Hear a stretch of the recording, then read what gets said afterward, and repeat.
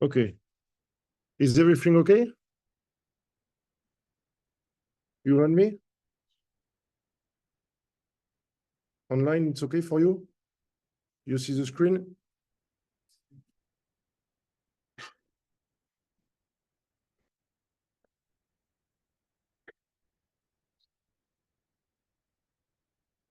Okay.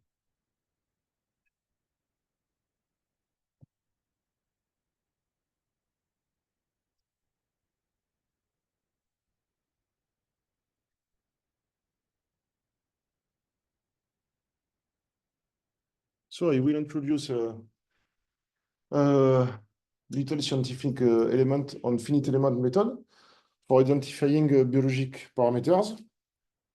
Sorry for.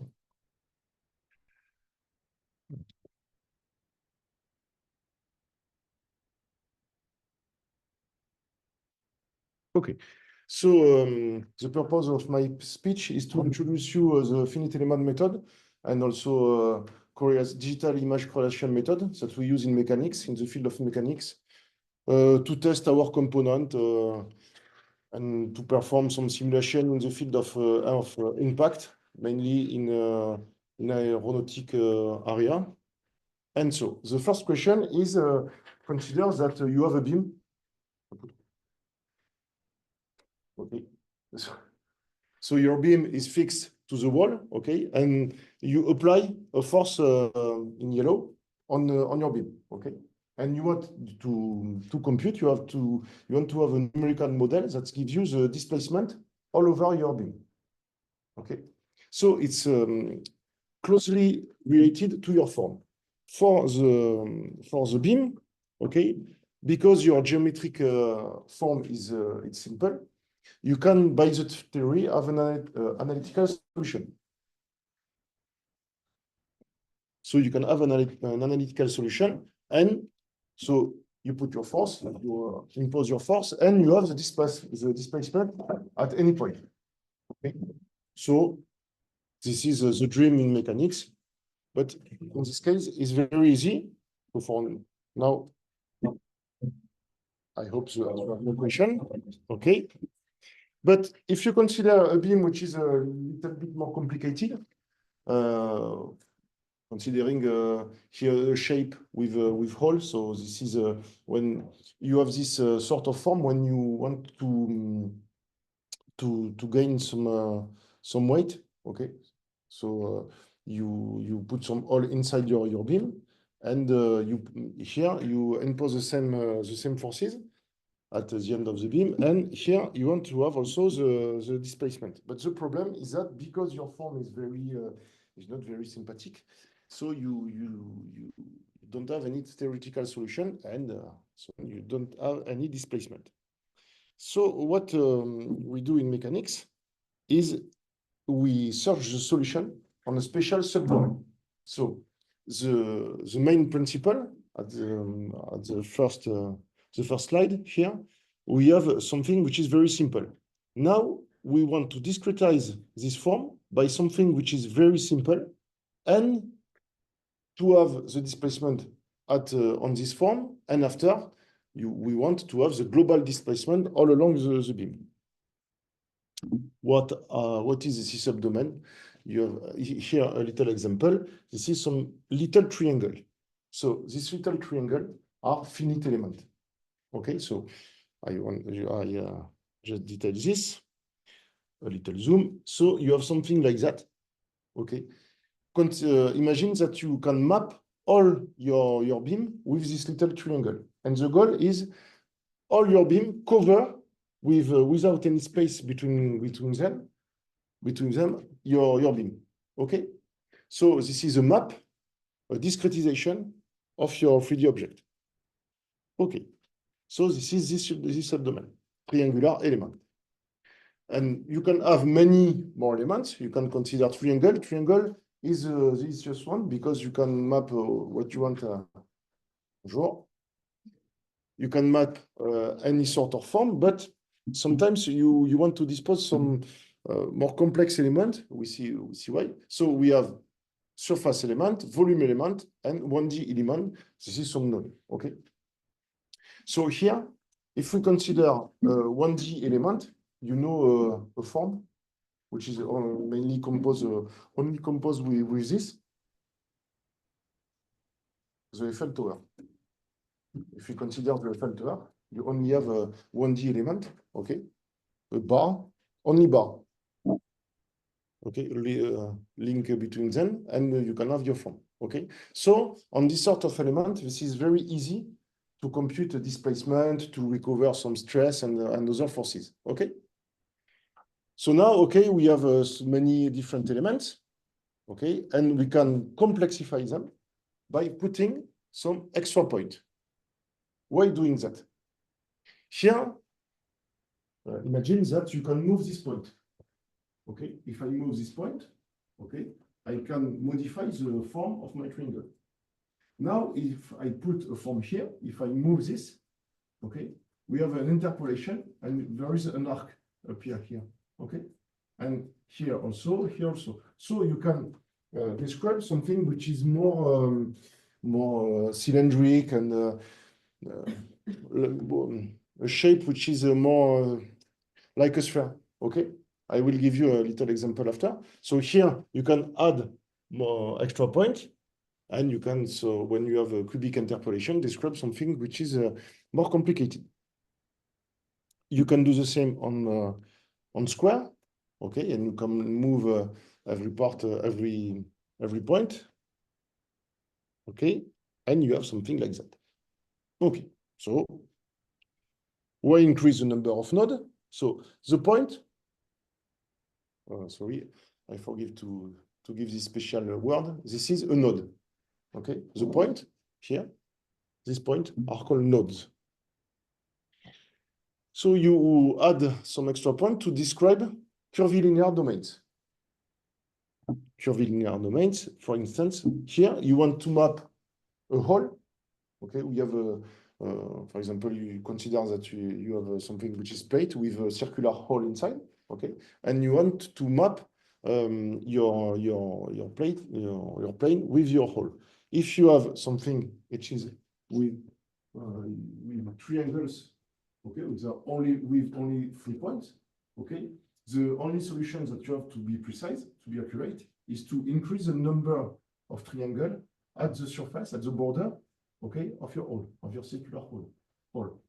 And now, if you increase the number of nodes here, you can see that you can have the same number here of triangle, but the accuracy is higher. Okay, understand? No question? Okay. So now the same principle here, and you can discretize and have something like that. Okay. Okay, so you can do the same with in 3D. Okay, so you can have something which is linear, quadratic, cubic, and so on. Okay. Okay, and have some tetrahedral, pyramidal, prismatic, hexahedral, finite element.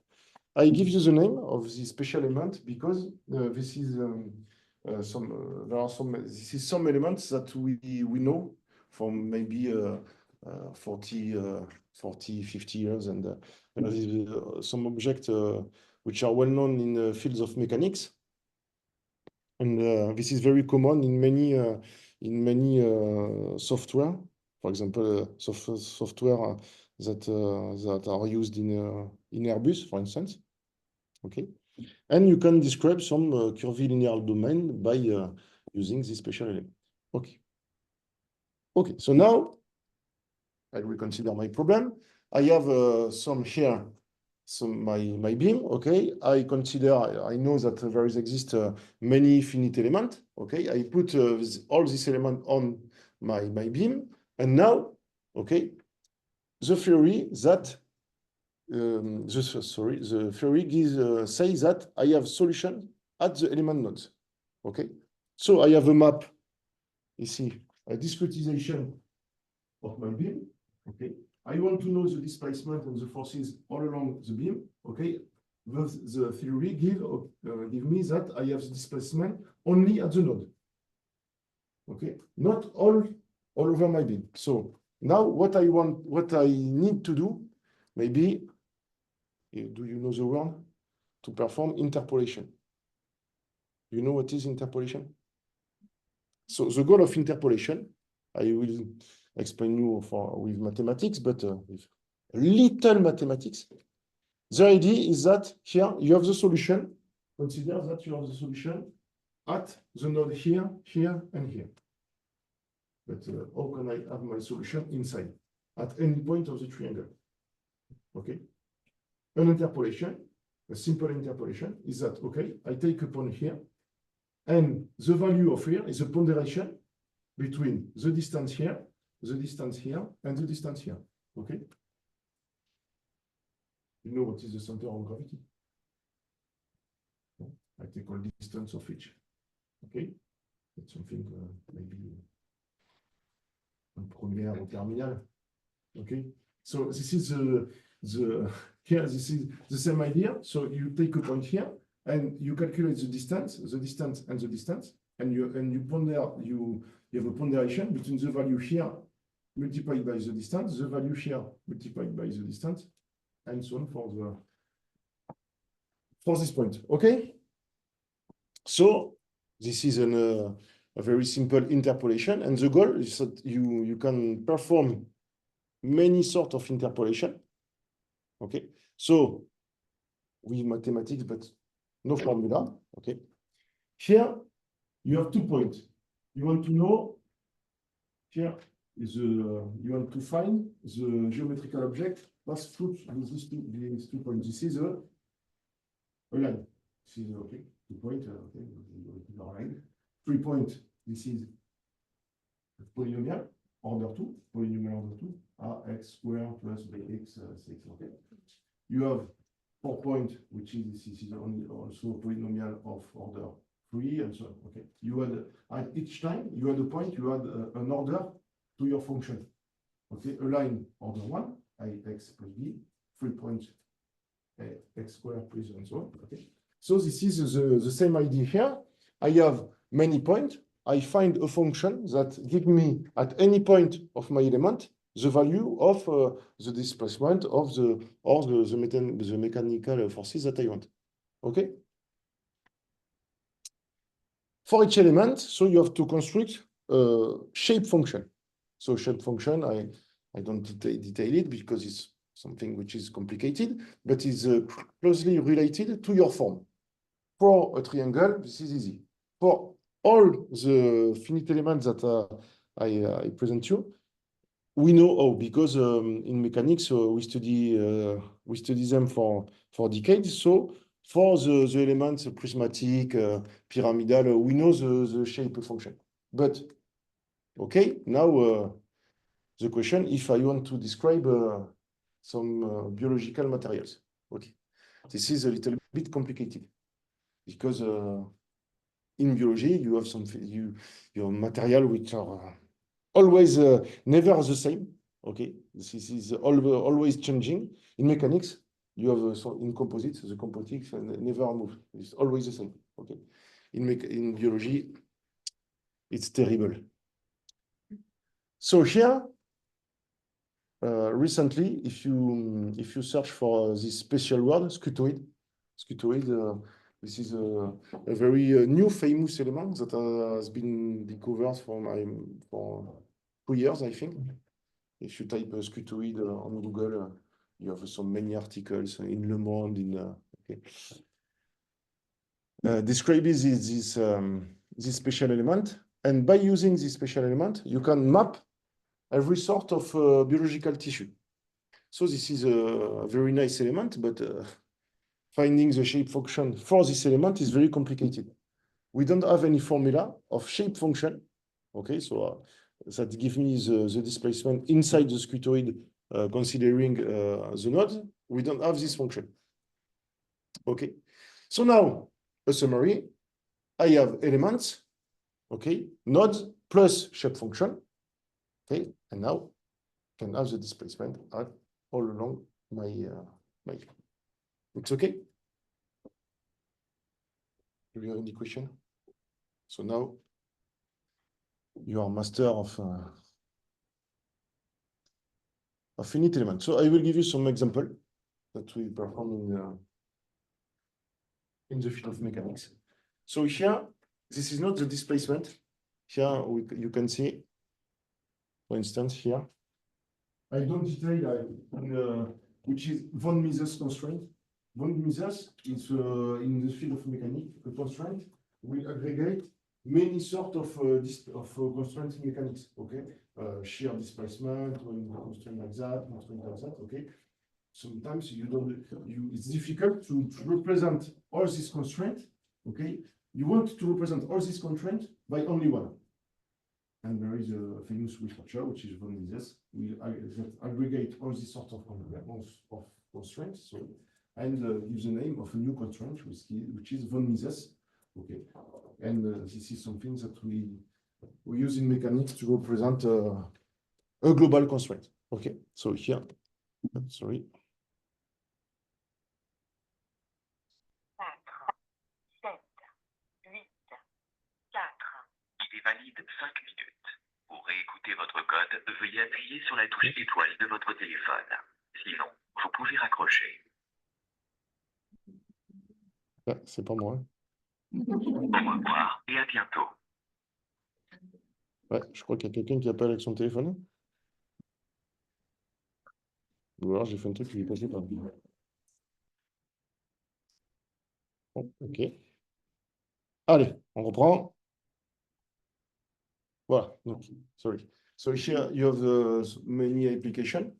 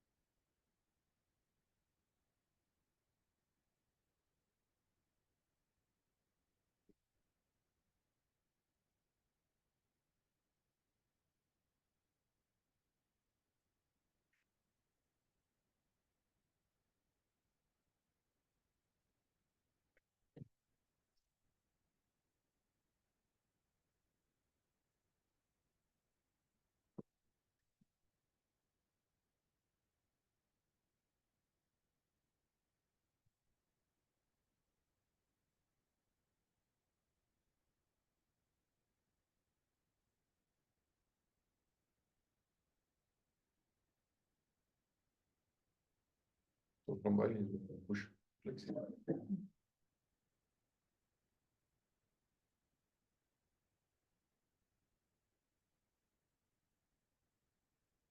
Okay, so here you can simulate what you want. So of mechanical behaviors, which is temperature and constraint and so on.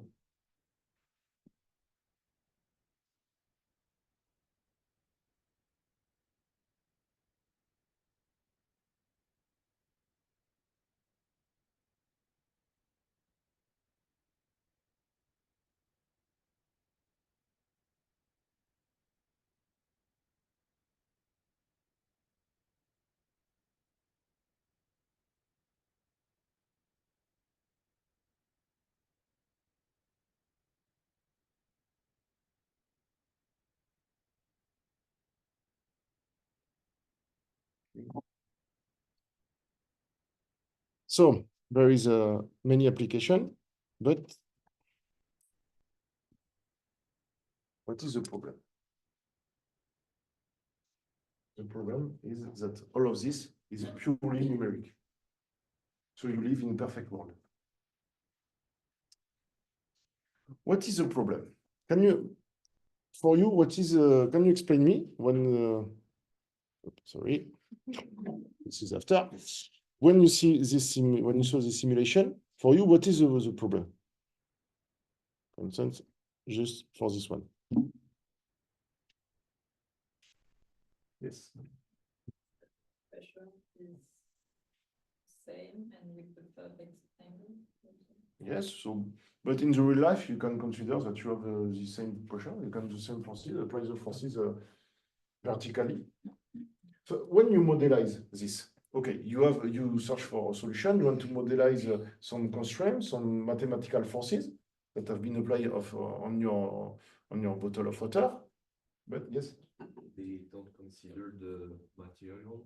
yes, that's right. When you consider the material, this is something which is very important. This is a behavior law. Here, this material is plastic or titan or titanium. If you consider that it's titanium, the forces that you have to put vertically is never the same. So here you have to consider your material and how your material react to forces. A typical example is an elastic. Consider elastic, okay? And you have always the rudder, okay, of your elastic, okay? So you have some direction which is difficult to do this, okay? And for some other elastic, this is not very complicated. Okay, so you have some material properties, okay, which is your mechanical parameter, the Young modulus, the Poisson modulus. You know what is? Have you already heard this name? Young modulus. This is the elasticity of your material. Young. Oh, sorry, Young modulus. Okay, sorry. J'avais prévenu, hein, j'avais dit que je n'avais pas un anglais très bon, mais il fallait arriver à l'heure. Mais je l'avais dit. Je l'avais dit. Okay, so Young modulus. Okay, so now the main idea is, okay, I have something which is completely numerical, and now how can I use it in the real life? In mechanics, what we do, we just want to perform the same, perform an experiment which does the same than this. So if you can do this in the real life, you can just compare your numerical model with the reality and compute some mechanical parameters. Okay. So now the second, voilà. The second problem is how can I have experimentally information about the displacement? Okay. So we use a method which is digital image correlation. This is a special method of tracking. Have you already heard the name? So you're tracking, so sometimes you track some, yes? Why it's important to have a displacement? What? Why it's important to have a displacement? To perform, to compare, here, if you can compare the displacement of your form, okay, to the same form in the reality, okay, you can say, I want that my numerical model move like what I saw in experiment. And by doing this, I can find some mechanical parameters, okay? Or I have some extra information on behavior laws, okay? It's okay? Yeah. So you consider an elastic, you do this with your elastic in reality, okay? You do the same for numerical simulation, okay? So you search here the elasticity, the Young modulus of your elastic that move exactly as your experiment, okay? And so you can recover the Young modulus, okay? Okay, so, but it's easy to recover, to track the displacement of an elastic, okay? You consider only 2 points, or you put some point only in a straight line, okay? And you recover this point. But here, the problem is that if you understand all what I said, here, this is something which is very precise. You have the displacement all along your surface, your beam, okay? So have only 3 points of displacement is in your reality is not enough. So you want to have something which is very precise, and we use digital image correlation. So digital image correlation is the same idea as track some microbits. Okay, this is, you know, the track of microbits inside the matrigel and no? Have you maybe, so I will show you some images after, but okay. So for example, you throw a ball into the here and you track the ball, okay, and you recover the displacement. Image 1, you have a picture. Image 2, a picture, and you track the ball all along your image and you recover the displacement. Okay, if you know where your image has been taken, you can recover you have the displacement in pixel, and you can recover the displacement in millimeter, in meter. Okay. So here you compare in digital image correlation an object after and before deformation. Okay, and here you want to track the movement on its surface. So here there is something which is a little bit tricky. To have something which is dense, which will have many points. Okay, we put on the surface of the object something like that, you know, which is randomly. We call it in French. We call it moucheti. So you take it's doing by painting. You put some dark on your surface, and after with a pencil you do this with white color, with gray color. Okay, you do this completely randomly, and you have something which is completely random in your surface. Why random? Because you are quite sure that your point at the surface are unique. Okay, this one is not the same than this one. Okay, and so what you do, you search, for example, you take this point, okay, you take a windows around this point, okay, and you search in this image a windows that move like this one. You understand?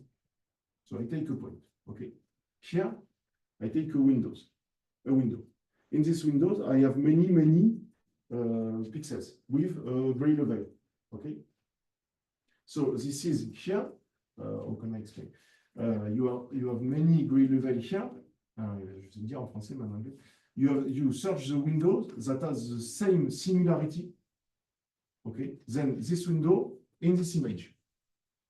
Okay. So if this point move like that, okay, do this. Your windows do this. And you search this window which has the same similarity. But what is similarity? This similarity for you with your eyes, with your brain, it's very easy. Okay, because automatically with your brain you can say, okay, here maybe this is simple to recover. Okay, I have maybe these 2 points. You see these 2 points? Okay, these 2 points, and just around these 2 points, there is 3 black dots. Okay, I say, okay, this one is very particular. Can I recover it here? So I search, and maybe I can find, okay, they are here. Okay, and you want that the computer do the same. So for doing this, you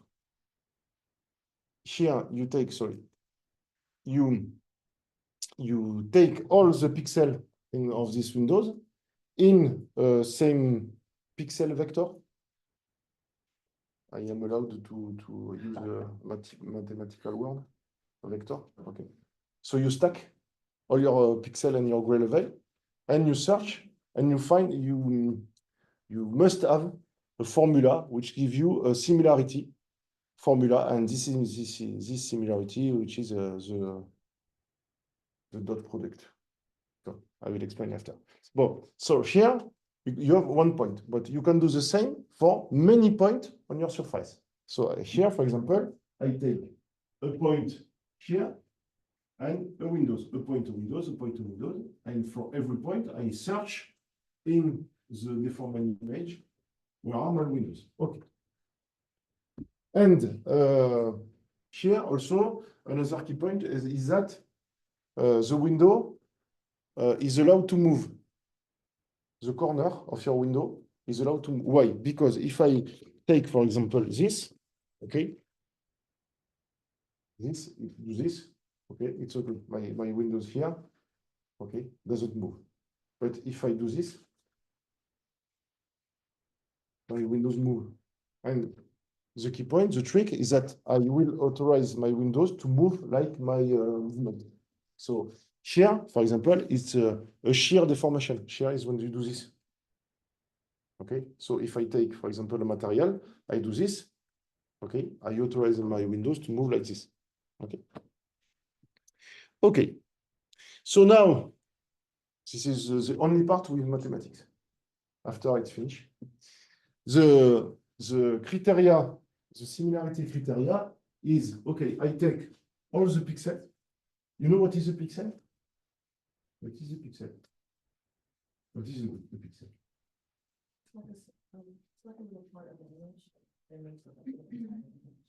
Yes, but practically, what is give me free a pixel in an image, in a 2D image, is defined by three things. Intensity of light. Yes, but okay. A position UV, which is integer. Okay, the position of your pixel UV, and here this is the gray level. So this is the intensity. Depend on the accuracy of your image. 255, 512, it depends of your image. Okay, so you have a position and the value of your gray level. Okay, this is a pixel. And if you consider a color image, you have three channels, which is blue, green, and red. Okay, so you have UV and three other value, green, blue, and red. So here you take UV, the intensity, the gray level, and you take all the gray level around your point here, and you stack in a vector. Okay, you can do the same for every pixel in the other image, and you convert it in vector. Okay, and the formula is here you have two vectors, and you search for the angle. Okay, and you search for the vectors that which have the lower angle between what you search for. You understand? Okay, so I have this. Okay, I search in this image which windows have the same gray level, the same similarity level than this one. I stack all the pixels in a vector. Okay, that means two vectors. I know this one. Okay, and I compute the angle with all the other ones, and I take the vector which has the lower angle. Okay, the closest to my vector. It's okay. The good news is that you don't have to do this by yourself. There is many software that perform this for you. So there is some example. You can have many patterns. Okay, but here what you can see is that, for example, this pattern. If you have this pattern, the size of the windows that you consider is not well good. Why? Why, if I choose this size of pixel, is not okay for the second image?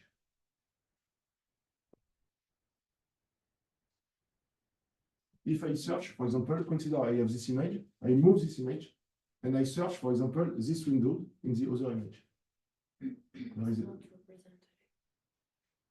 It's difficult because you are only black inside. So you can maybe find this one, or this one, or this one. Okay. You must have some. We use random pattern because we want that each point or around the point is unique. So if you have only black here, it will be very difficult. It's the same here. Okay. This one, only black. So it's difficult. Here, okay. This one, okay. Example.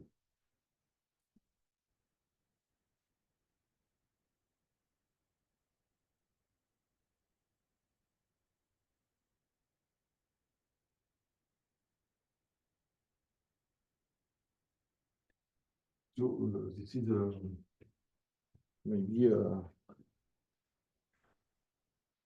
the principal activity of a mechanic researcher. Okay. We can perform the same with this. So this is a very well-known method, and we can apply it to many, many things.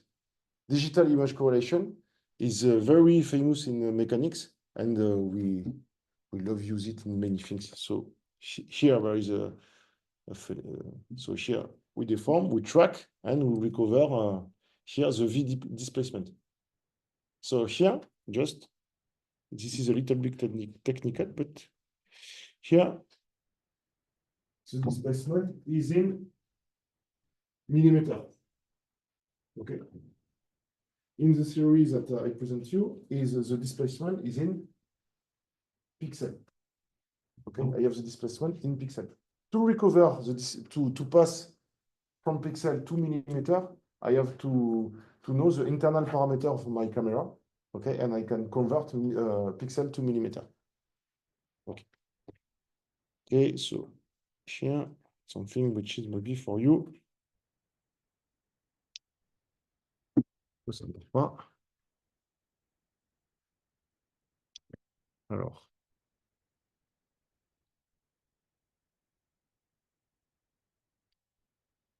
Est-ce que...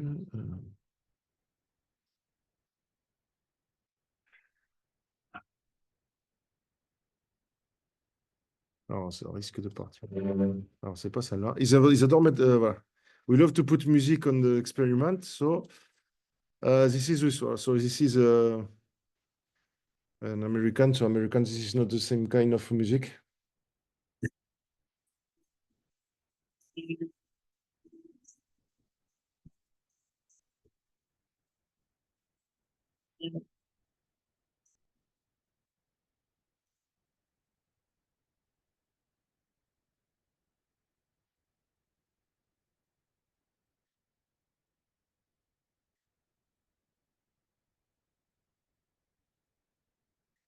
So, you have many examples.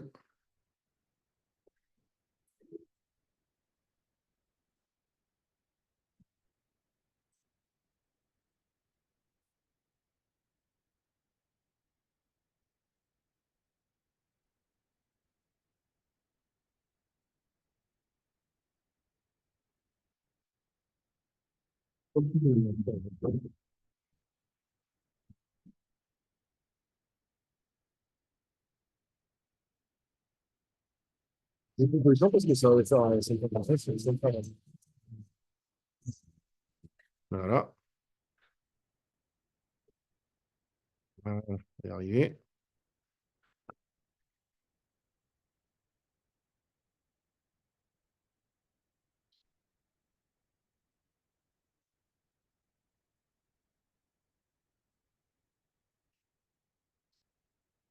Ok, on est arrivé. Sorry. So here you can put your pattern by painting on every surface that you want. So here consider a gun, for instance. Okay. So here you have, this is a painting. Okay. You put some white and after you, with your pencil, you do like this. Okay. And so you have something which is completely random.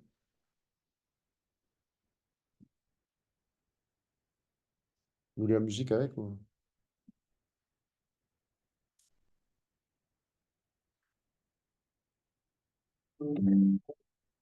No,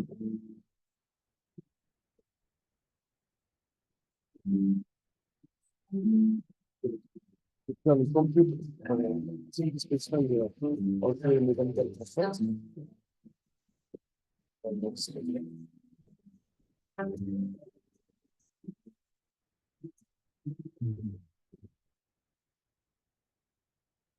So here we put your and we put some here. It's our camera outside. And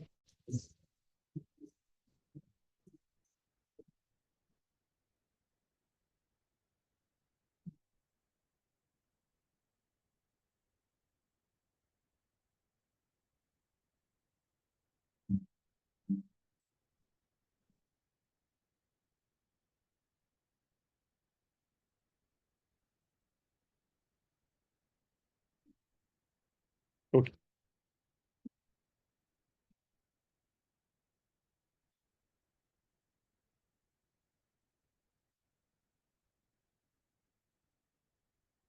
Et alors, celle-là.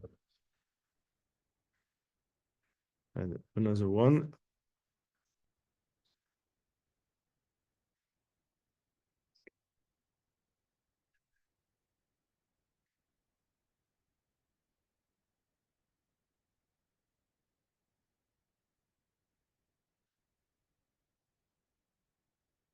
Tant pis. Okay. Never mind. It's not very important. Okay.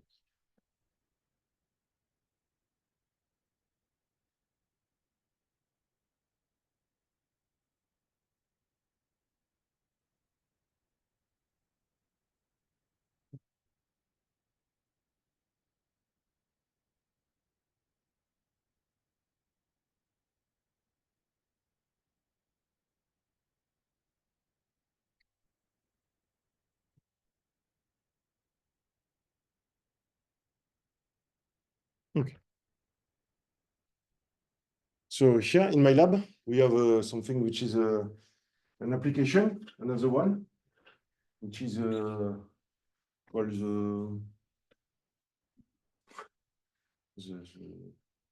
the chicken canon. In French, the canon à poulet, the chicken canon. Yes. If you want to simulate experimentally, consider that you have a plane, okay, which is with many birds around, okay, and you want to simulate an impact of this bird on the plane. So in Airbus, the solution is a big gun, and you put a chicken inside, and you shoot the chicken. Yes, it's like that. It's like that. They're dead. The chicken is dead, not alive. A dead chicken, sorry. A dead chicken, okay, the supermarket, you buy a dead chicken, okay, you put, you can say, okay, you can make the assumption that the impact is the same when the chicken is dead or alive, okay, it's the same. So you can take you can take the dead one, and so you impact, okay, your plane with your chicken, and here you have some impact here. So here you want to reconstruct the impact and see how the violence of the impact is, and we have at the lab we develop, okay, a special gun, and now we can replace the chicken by a cylinder of gelatin, and you can choose the parameter of your material, and you can impact here, okay, you can impact backside your material, and you can track here your pattern and recover the mechanical stress due to your impact.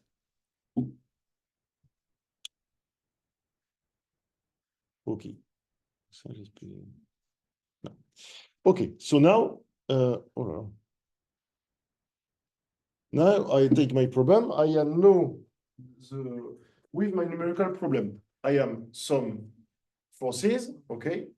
I take my parameter, and using a numerical model, I can recover the displacement. Okay. Now, using experiment, I know the forces that have been applied. I can measure the displacement, and I want to know what are my parameters. It's the same problem that the elastic one, okay? And this is an inverse problem, which is called PEMU, coupling. So coupling DIC and finite element model. This is finite element updated. I update my finite element model using experimental displacement. Okay. So I have here my simulation. I can, my experiment. I can simulate here in blue the same part with a software, which is called Abacus. Okay. And I search the parameter, the internal parameter that moves my my numerical model like experiment. And Yes. And the goal of my research that I will present you is to do the same with a colorectal algorithm. So here there is many problems. So the first here is to track an organoid. Okay, so I want to track to reconstruct the organoid to have its deformation. So I consider my organoid. I have I'm sorry, I'm not a biologist, so don't ask me what are the markers and so on here. I know there is actin and maybe that's all. Okay, so there is actin. Okay, so here I can track all my cells. Okay, and after I want to have a finite element model of my organoid. But what is the problem? Here I have one postdoc and one PhD student that have been doing this for 4 years, and at the start there is a big problem. Okay, I take some finite element model, which is classical in mechanics. I want to apply it in biology. What is the problem? Yes, something which is very simple. When you take a plane, okay, the mass at the beginning of the plane, at the end, is the same. Yeah, but it's not the same for the cell because there is creation of materials and so on. And in mechanics, it's completely forbidden.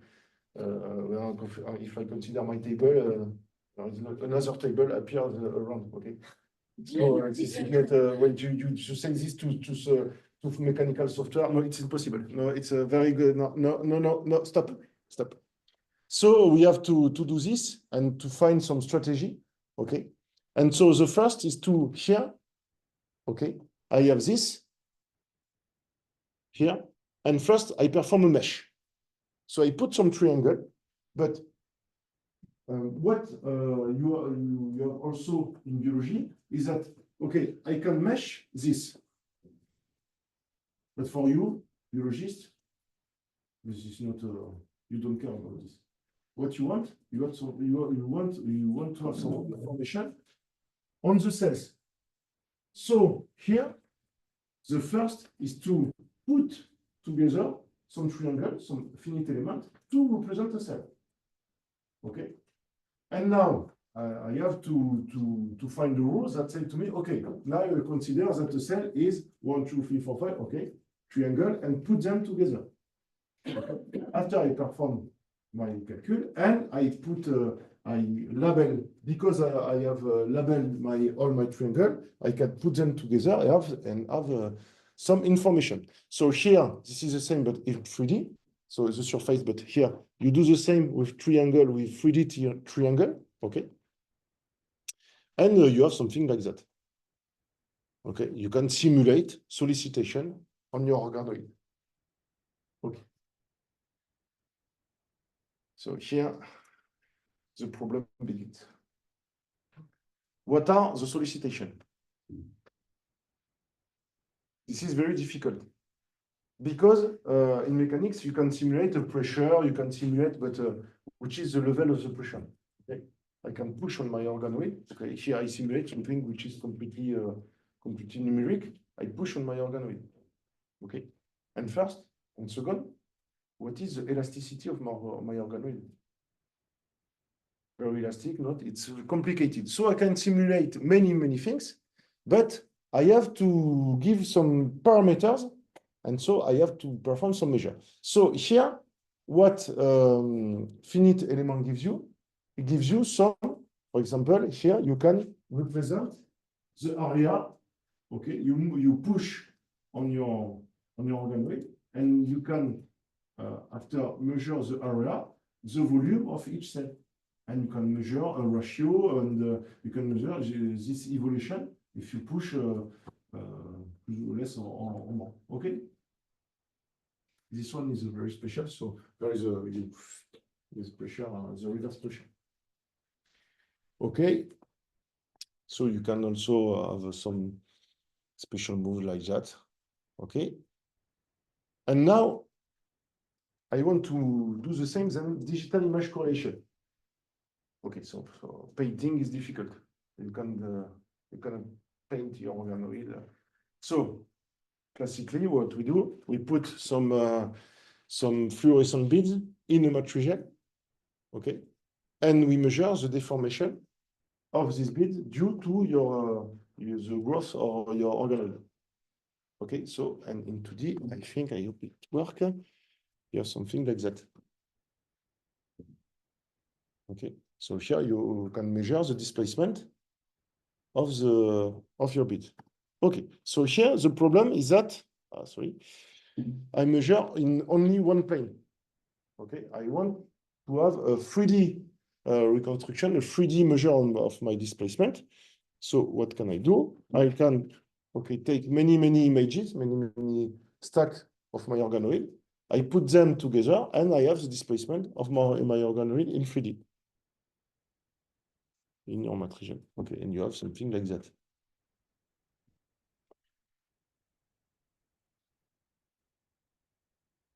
And what is interesting after, you can, here I have the displacement due to my organoid on the matrigel, which is something here. What is important, okay, you have the displacement, but this is a dense displacement. This is not only on one point. Okay, you have the displacement on every point of your matrigel by interpolation. Okay, so you have many measures, and you can track also the displacement of your cells, and you can put together the displacement of to have information by putting together the displacement of your cell and the displacement of your matrigel. Okay. And after, okay. And now what we can do, okay, another project is to put our organoid into an alginate caps. Okay. I put some dots, some microbeads in the caps, and when the organoid moves, it deforms the caps, and you can track the deformation. And the main idea is to recover the pressure that impose your organoid inside the caps. So here we track the deformation of the bead, okay? And we construct a 3D here, 3D model, element finite model of your caps, okay? You want that so you know the behavior law of your caps, you know how mathematically how your caps moves, you impose that each element moves the same way that you have measured, and you have something like that. And after, the goal is to put them together. So I put here the caps, the finite element model of the organoid, and I want to simulate something like that.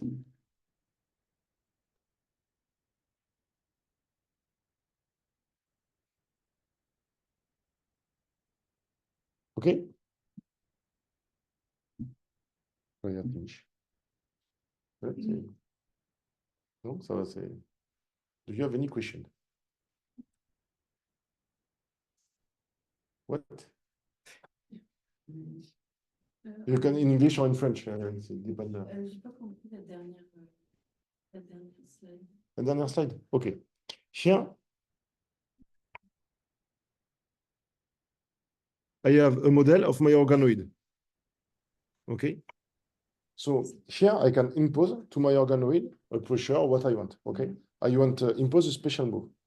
Now I want to have an ability, okay, to try to understand how move my organoid. So the first is to put matrigel all around, okay. But the component, the behavior of the matrigel is very difficult because it's not something, it's not closed, okay. So here, if I put here, I have my matrigel, okay, and the organoid push all around here the matrigel, and I have the displacement. But it's difficult to have to simulate all this, okay, all the matrigel. First, because it's not closed, okay, and after consider is here you have, for instance, another organoid, here another one, here another one, okay, so you have many contributions. So you can say, okay, close to my organoid, okay, I can say that the deformation is due to my organoid. But because you have many organoids, all one, it's difficult to have a conclusion. So the idea is to put an organoid in an aginal caps where I put some dots, okay? I measure the displacement of these dots due to the organoid, okay? And after I perform a finite element model of my caps, okay? I recover the pressure due to the organoid on the caps. And now the idea is to put an organoid inside and to say, okay, now organoid push as the same way as we measure with experimentally. So we put an organoid inside, okay? And the goal is, if my organoid push like that, what is the behavior of the cell? Okay? So you put another model, okay? And after you can say, okay, you push like that, and you have some constraint like that. For instance, here, where the organoid push, if you consider that here you are at, if you consider here,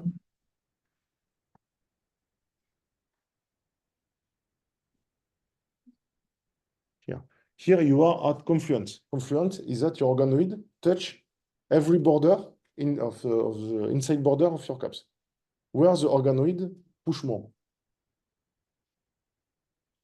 Où est-ce qu'il push le plus? Là? Ouais. En haut? Ben, en fait, il va pousser là où c'est le plus mou. Là où c'est le plus facile, il va pousser.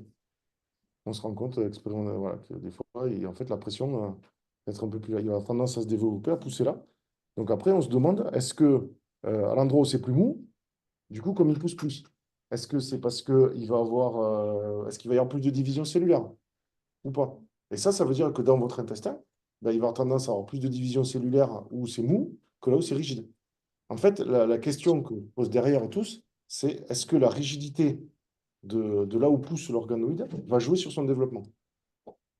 Ça, c'est un peu la recherche, voilà, c'est un peu ce que tout le monde essaye de faire. Parce qu'après, dans les matrigelles qu'on a là, on peut jouer sur la rigidité. Je lui dis mis en français quand même. Pardon. En jouant sur la rigidité des capsules et des supports, en fait, on va pouvoir voir comment comment ils se développent. Et ça, on va pouvoir le mesurer avec des pressions. Ça va? OK. Pas du tout, là. Je suis sur mes écouteurs. C'est horrible. Ouais, c'est un cauchemar. Désolé. Bref. Bref. Attends. Soit il répète ce que je dis, là. Ouais. On vous entend.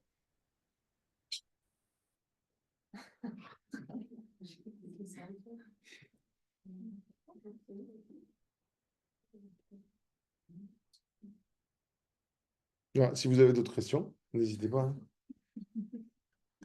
Alors, en général, c'est une présentation qui est difficile parce que j'essaie de vous montrer ce qu'on fait en mécanique sans montrer trop de formules parce que sinon, ça va vous perdre. Donc, le but, c'est d'essayer après de discuter avec vous et de voir comment ça peut s'appliquer.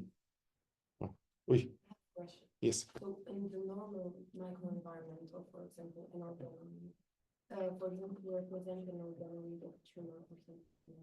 It interacts with the environment around. Yes. And for example, interacting, it can maybe subdivide more cells in such time and not in one time. How do you reproduce the dynamic? This is very complicated. Okay. The dynamic is given by the behavior law. In mechanics is the behavior of your material in time. Okay, so how do you react to pressure? How do you react to temperature and so on? Okay, so this in mechanics is very easy because you know the microstructure and you can infer from your microstructure a behavior of your material. But in biology, it's complicated.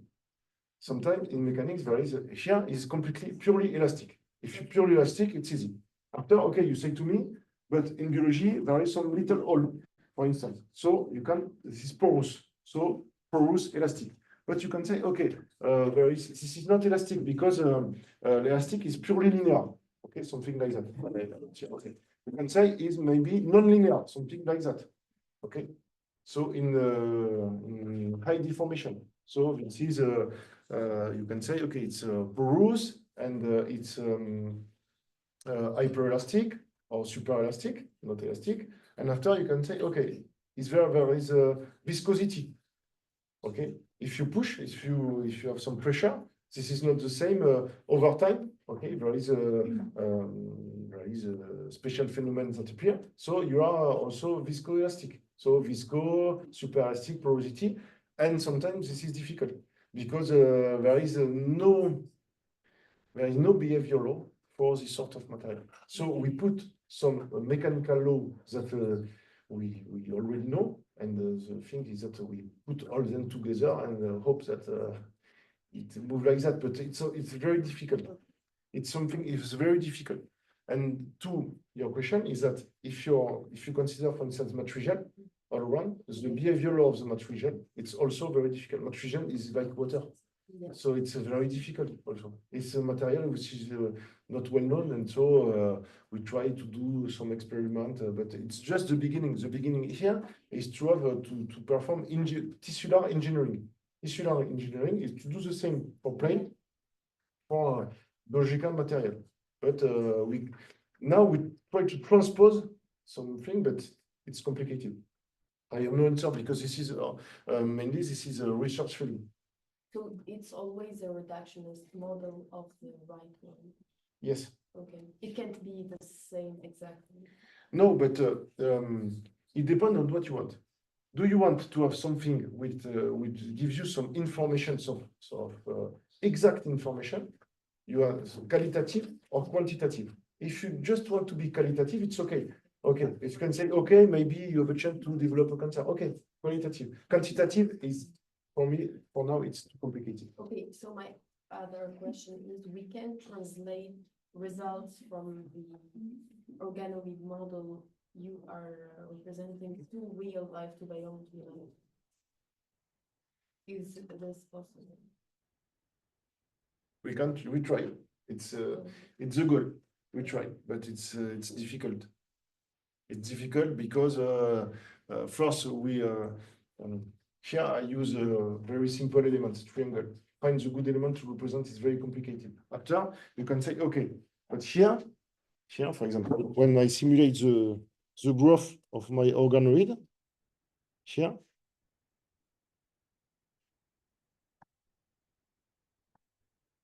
is at ISO number of cellules. You consider that you have the same number of cells. It's not representative of reality. Sometimes you have a new cells that appear, and in your model, now what we want to, at the present time, we try to insert a contact between cells. Okay, to say, okay, I have a contact between two cells, and sometimes what appears is that your cell move around and disappear, for instance. Okay. So and how do you simulate creating of cells? Maybe how do you say to the model, okay, at this, for example, at this location, there is a new cell. The creating maybe consider that because you have pressure for inside here, many pressure, you can appear a cell, but it's not representative in the real life. We don't understand why there is a cell appearing. So it's difficult to. We just try to simulate and to have some mechanical measure, but it's just the beginning. Here, the goal of my presentation is to say, okay, now an open field of research is to use mechanical modelization into biological system. Yes, but it's well known, for instance, for arm and for at scale, at normal scale, but for micro scale, it's not very common.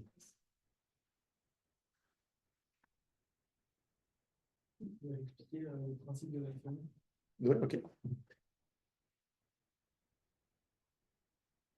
Je peux le faire en français?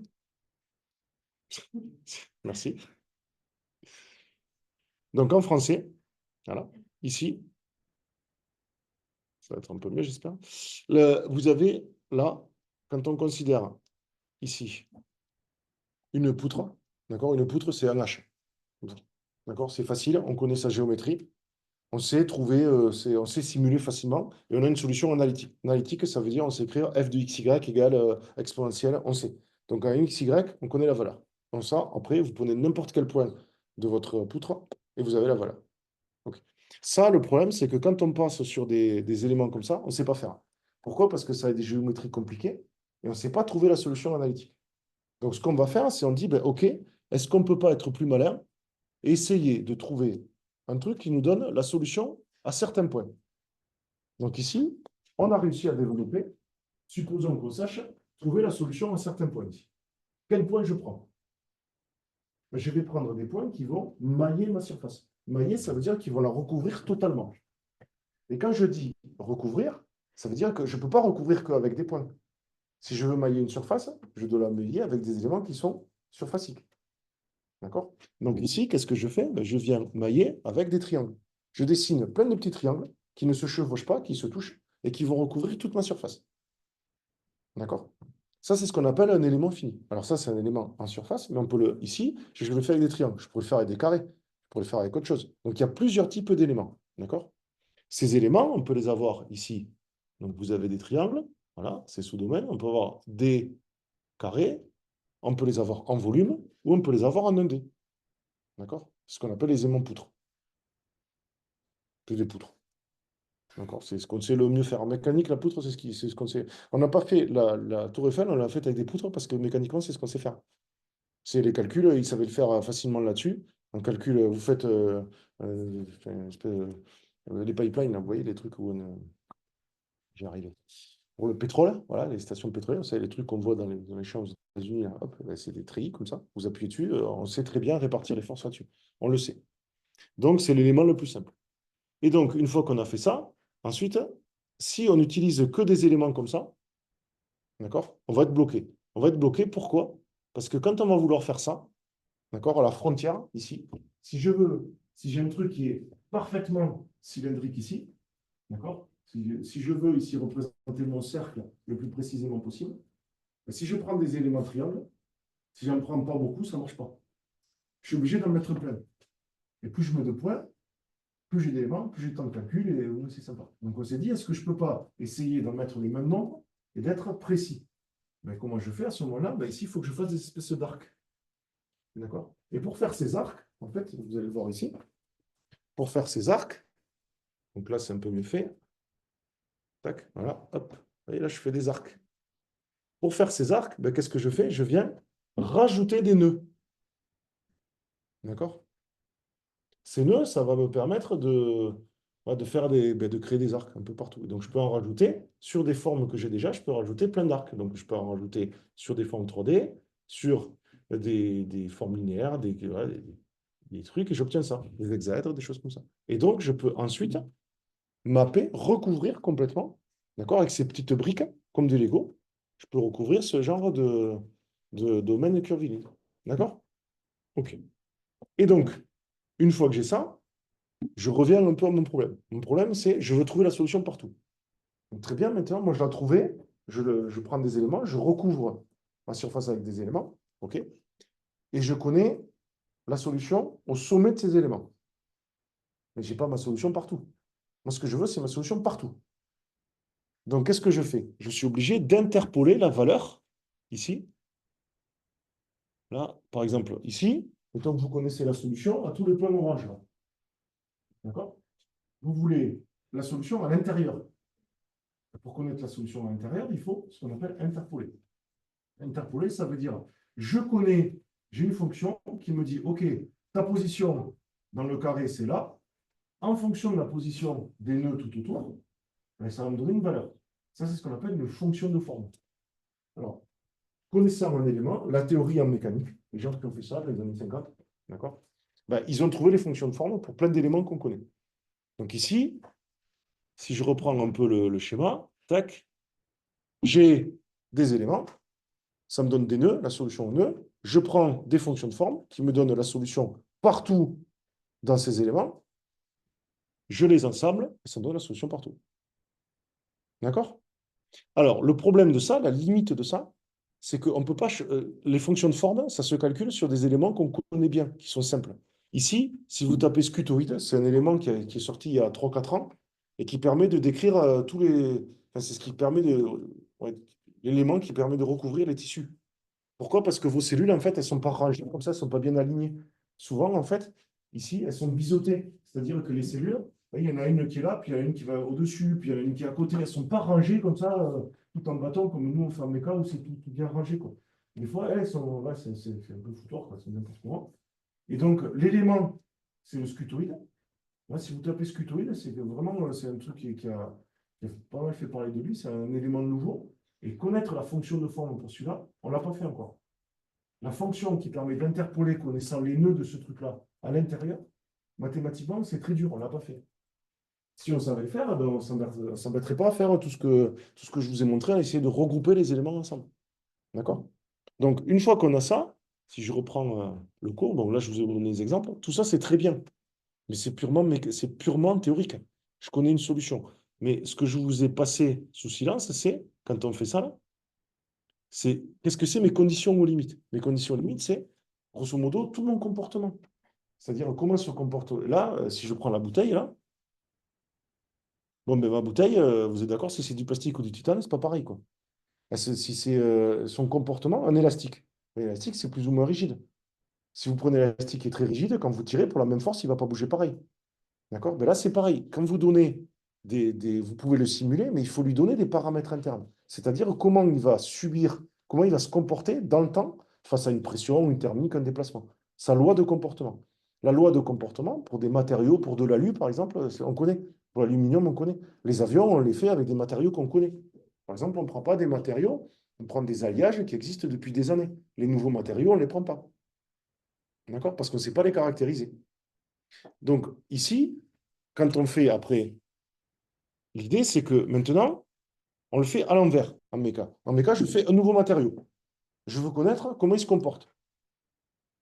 Vous avez un élastique, vous avez fait un nouvel élastique avec un nouveau truc. Bon, comment il se comporte cet élastique? Je vais tirer dessus, comme ça. Je vais faire un modèle qui tire dessus. Je vais tirer dessus dans la réalité. Je vais mettre les mêmes forces dans mon modèle numérique et je vais dire à mon modèle numérique, OK, eh bien, cherche des élasticités, d'accord? Essaye-en plein, de telle sorte qu'il se déplace en numérique comme dans la réalité. Et quand tu auras les mêmes déplacements, c'est que tu auras la même élasticité. Et on fait pareil, l'idée c'est de faire pareil pour les matériaux. On essaye d'identifier leurs paramètres. D'accord? Alors il y a le module Young, il y a le module de Poisson, il y a plein de modules, il y a plein de paramètres méca.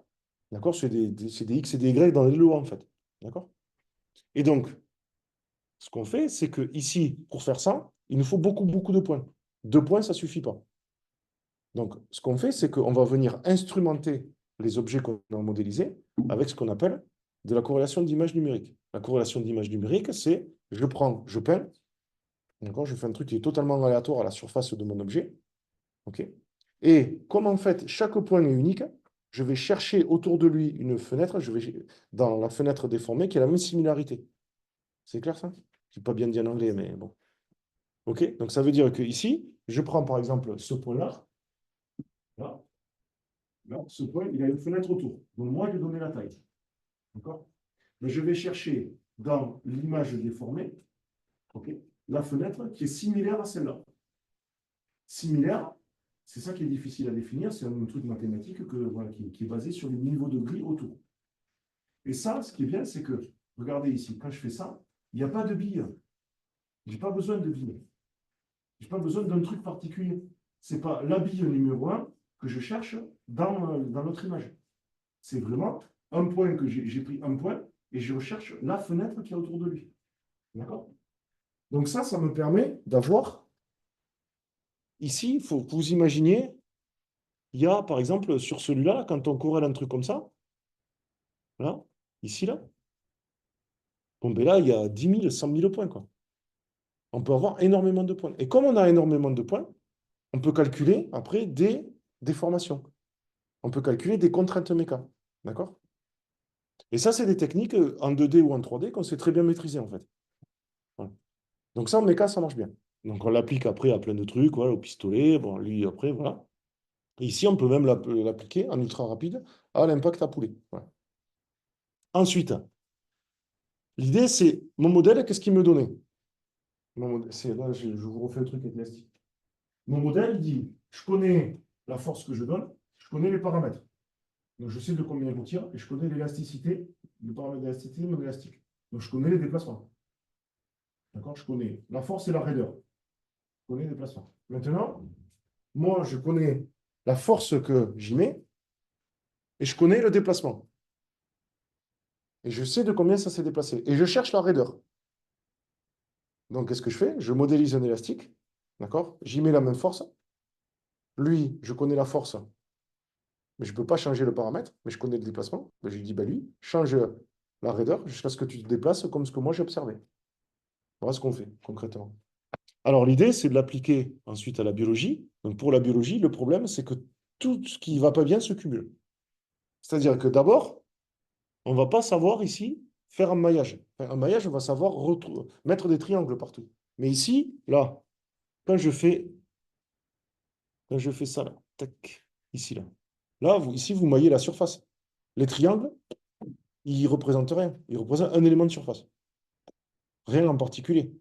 Vous, ici, il faut imaginer que cette poutre, ce n'est pas n'importe quoi. C'est un truc qui est composé de cellules. Et donc, vous, ce que vous voulez, c'est que ici, non seulement vous ayez un maillage 3D, d'accord, de votre organoïde, mais vous ne voulez pas que ce soit un ballon qui gonfle. Sinon, ben, on fait un ballon. Vous voyez, je fais un ballon et puis là, on s'en fout. Non, un organoïde, c'est un ballon creux. Là. Ici, ce que vous voulez, c'est que à la surface de votre ballon creux, ben, en fait, ce sont des cellules. Donc, il faut regrouper chacune des mailles ensemble pour qu'elles représentent une cellule. Donc, il faut dire ce que c'est une cellule. Il faut lui donner sa forme. Et c'est là où il y a le scutoïde. Vous savez, le fameux scutoïde. Moi, là-dedans, dans ce que je vous ai représenté, là, vous aurez pu me dire, mais monsieur, elles sont bien rangées, vos cellules. C'est un truc, elles sont toutes les unes à côté des autres, là, bien, il n'y en a pas une qui dépasse. Mais la vraie vie, c'est pas ça. Le problème, c'est que là, moi, j'ai modélisé un organoïde. Moi, je modélise ça, quand j'ai fait ça. Et qu'on a dit aux biologistes, ben, nous, on veut un organoïde. Faites-nous un organoïde et montrez-nous qui se déplace comme ça. Ben, le temps qu'on en ait un comme ça, il a fallu des mois. Parce que les cellules, elles sont les unes sur les autres. Vous voyez, c'est pas un beau truc comme ça, bien rangé, qui vont toutes pousser en rang, comme une armée. Ça se fait pas. Enfin, c'est pas. Et nous, après, ils viennent nous dire, ah ben, mais nous, on veut que nous, ça n'y arrive pas. En fait, c'est tout partout. Ben, nous, quand c'est tout partout, quand on met des strates dessus, enfin, c'est hyper compliqué à gérer, on n'arrive pas. Donc, c'est un dialogue permanent entre comment je fais pour le modéliser, pour le représenter. Premier point. Imaginons, ils sont arrivés à avoir l'organoïde qu'on voulait et tout, nous on l'a fait comme ça.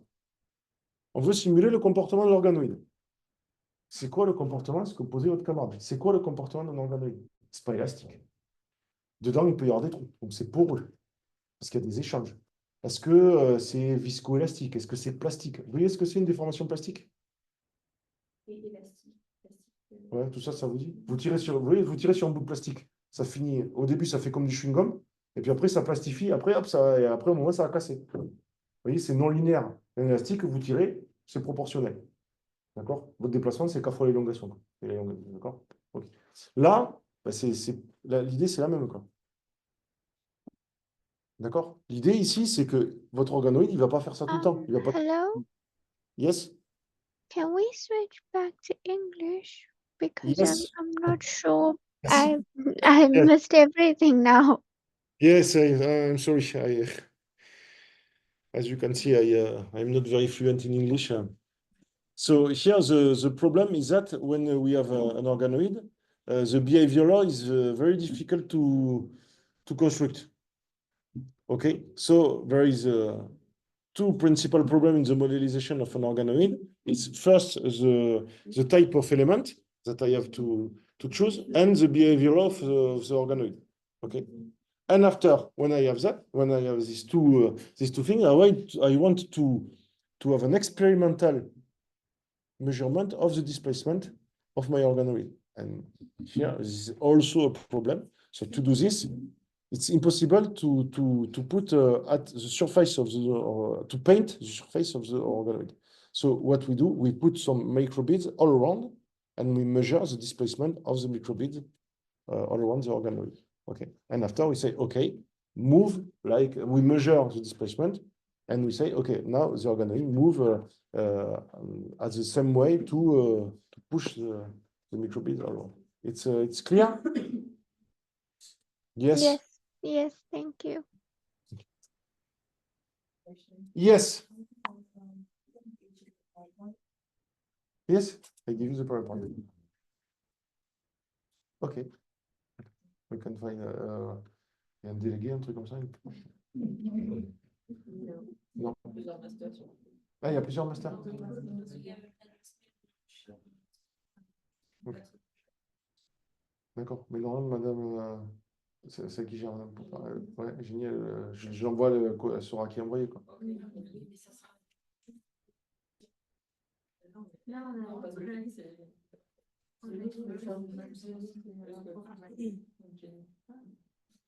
Non, mais Génie, normalement, elle a toutes vos adresses mail. Voilà, donc elle pourra envoyer reply to all, only to the presentation. Ouais. OK. Can you go back to the slide of the principle of the image? Correlation. Yeah.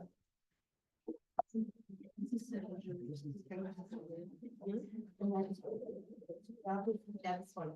Yes. So here, does it Good. depend on different vegetation? Like, for example, you choose this window as different. Let's say you choose another window. Yes. So what's the criteria behind using brick as a different? And not another one? Yes. Here, you don't choose windows. You choose here. You choose a discretization. So you choose a size of window. Okay. And if you choose a size of window, you put the grid. Okay. Okay. You put the grid, and when you have the grid, okay. Now the center of this square. Okay. This window, I search the other window, and so on. Okay. And the accuracy is measured by here. I suppress all mathematical stuff. Okay. But here, when you search, for example, this window on the other image, you have a minimization problem. Okay, so you have something, you have a result. Okay, a number that you think, okay, if it's 0, it's very good. If it's 1, it's not good. Okay, you can say if it's 1, it's okay. And after another criterion of accuracy is that you have, for instance, if I take this,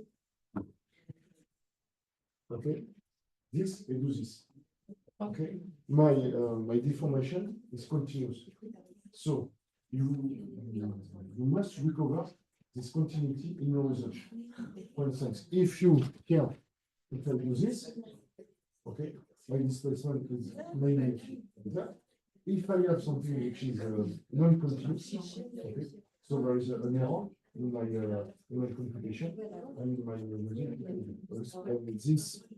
this confirms that the grid is not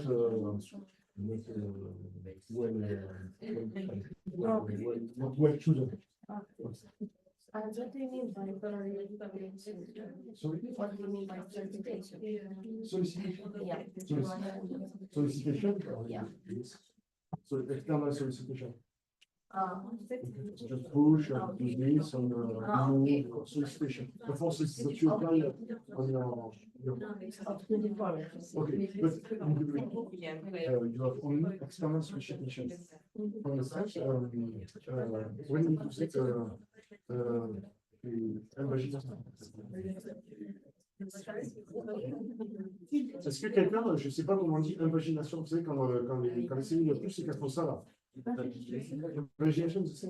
Imagination is not a solution of external forces for an organic solution, because you have cells that appear, okay, push me into this, and so this is not external solicitation.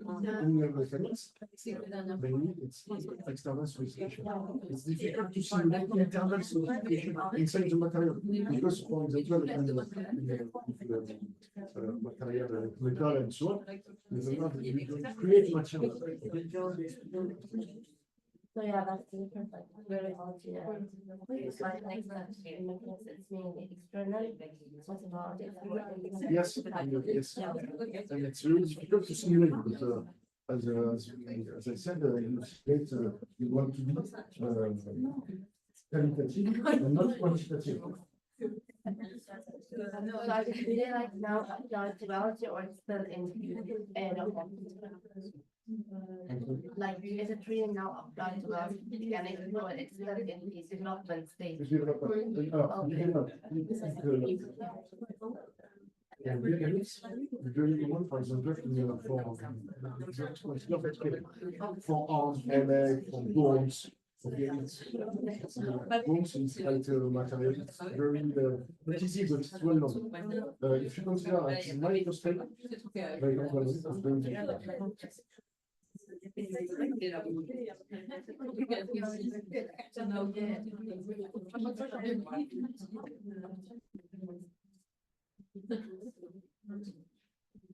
Ça va, c'était pas trop. Ça va, par rapport à l'anglais, bon, ça. Après, c'est vrai que bon, c'est la deuxième année que je fais. L'année dernière, c'était compliqué d'avoir un retour. Qu'est-ce que qu'est-ce que vous auriez? Vous auriez aimé plus de maths et plus de méca ou plus d'applications Après, l'idée, ça aurait été de vous amener au labo, voir, bon, ça, c'est pas possible. Oui, mais alors, non. Alors, pourquoi? Parce que il faudrait que j'aurais bien aimé, moi, le faire, mais c'est une zone. Alors, le canon à poulet qu'on a vu là, en fait, c'est fait, une partie est faite par Super Héros, enfin, voilà. Ils sont au ministère de la Défense, et donc ça veut dire que c'est ZRR. Donc ça veut dire qu'après, il faut que j'envoie les nationalités, que on ne peut pas y rentrer. Je ne peux pas faire visiter les labos comme ça. C'est compliqué. Même pour les élèves, je sais pas, je peux pas arriver et dire, ben, voilà, vous faire balader, j'ai pas le droit. Mais après, sinon, oui, ça aurait été. C'est compliqué, mais c'est faisable. Après, il faudrait que je demande. Après, ce qu'ils vont dire, c'est par exemple, vous avez le droit d'aller dans telle partie, mais pas d'aller voir le colonnement électrique. Voilà. Après, il y a plein. Après, il faut imaginer un énorme, comme un terrain de foot rempli de machines où on casse, en fait. Il y a des vérins comme ça qui viennent se fixer et on tire, comme ça, on tire dans tous les sens. C'est une barre comme ça. Et alors, il y a des tours de chute, par exemple. On part un truc, on le laisse tomber pour voir comment il s'impacte. On fait des trucs, on casse. L'idée, c'est de casser. Et ça, il y en a en chauffe aussi. Et alors, ça n'a rien à voir. Alors, avec la bio, on vous a parlé de fabrication additive? Fabrication additive. L'impression 3D. L'impression 3D, c'est l'autre développement. Alors, vous, en bio, c'est pas trop, peut-être, au niveau cellulaire, c'est difficile de vous donner un exemple, mais c'est l'autre. Pardon?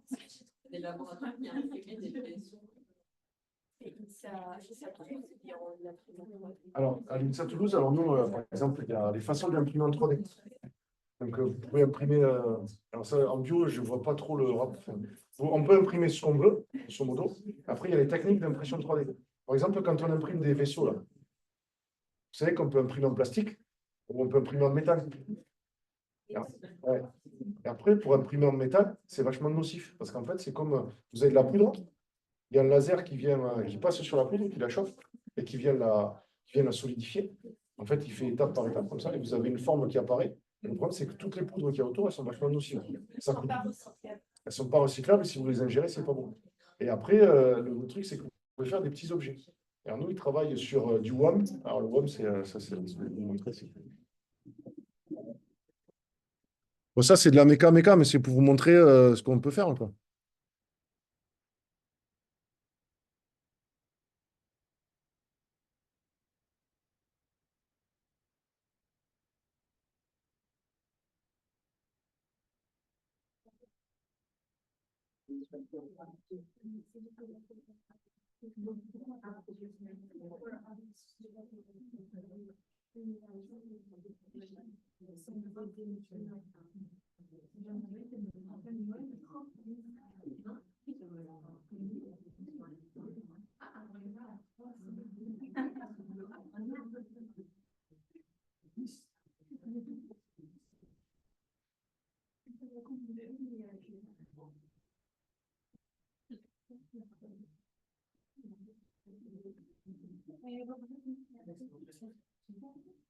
Alors ça, si vous voulez le principe, vous prenez votre tube de dentifrice, vous le videz comme ça, et vous faites une pièce. Et imaginez, au lieu que ce soit un tube du dentifrice qui sort, c'est du métal en fusion. Et le métal, il se dépose, et vous faites ce que vous voulez avec. Alors là, l'avantage, c'est que vous pouvez faire des pièces super grandes, mais c'est pas cher. Mais par exemple, chez Airbus, là, Ça, ils n'en veulent pas parce qu'on ne sait pas les caractériser. Vous voyez, quand je vous parlais de loi matériaux tout à l'heure, en fait, quand on fait des matériaux comme ça, en fait, leur microstructure et leur comportement de la microstructure vis-à-vis de leur comportement méca, on ne l'a pas caractérisé. Et ça, sur les avions, voilà, il y a des tests qui sont faits là-dessus. Et donc, on essaye, ça, c'est la. Ça, voilà, ça, c'est le. Voilà.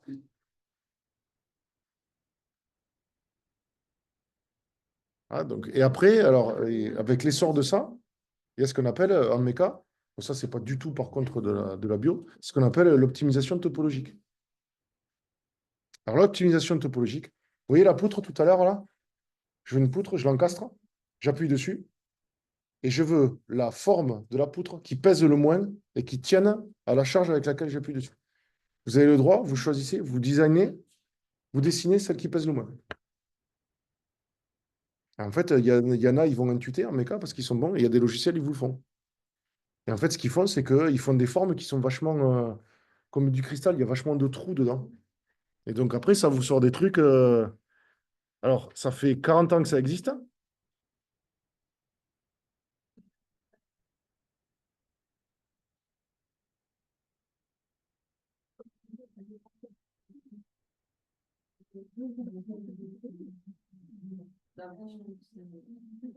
Et ça fait des formes comme ça. Vous voyez la moto qui est là? Mais la moto qui est là, il y a 30 ans, il y avait des logiciels qui vous faisaient une moto comme ça.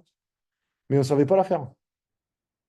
Quand la fabrication additive est arrivée, comme on a pu faire n'importe quel type de forme, on s'amusait, il y a eu des trucs comme ça qui ont sorti.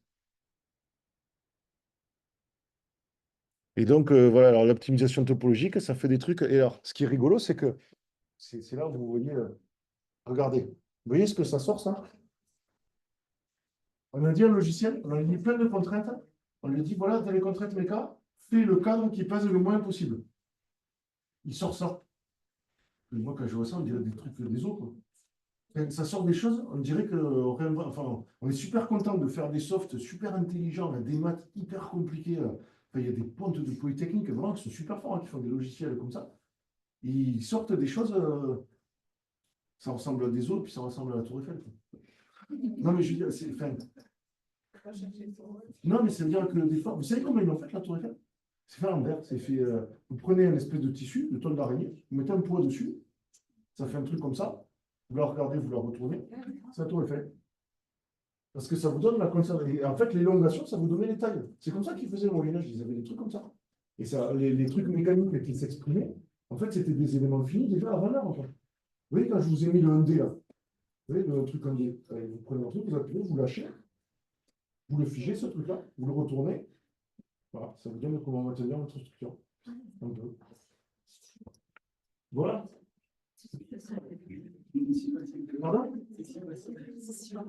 Voilà, mais là, c'est pas. C'est après, quand on. Là, je vous présente les trucs, voilà. Mais après, quand on fait de la bio, par exemple, c'est compliqué.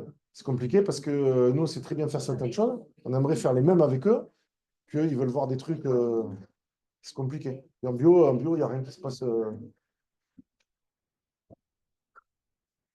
John Lennon, il disait, la vie, c'est ce qui arrive quand on a autre chose de prévu. Voilà. C'est peut-être très bien à la biologie.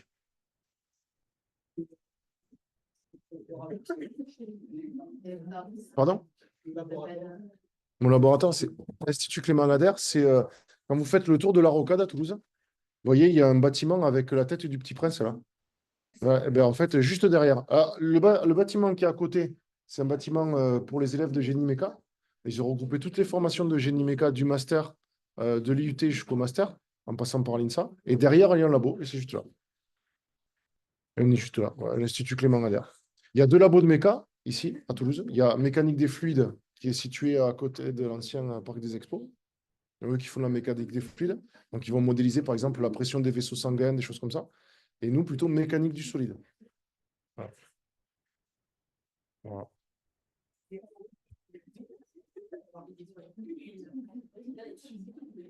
Voilà. Bon, ben merci beaucoup, hein. Au revoir.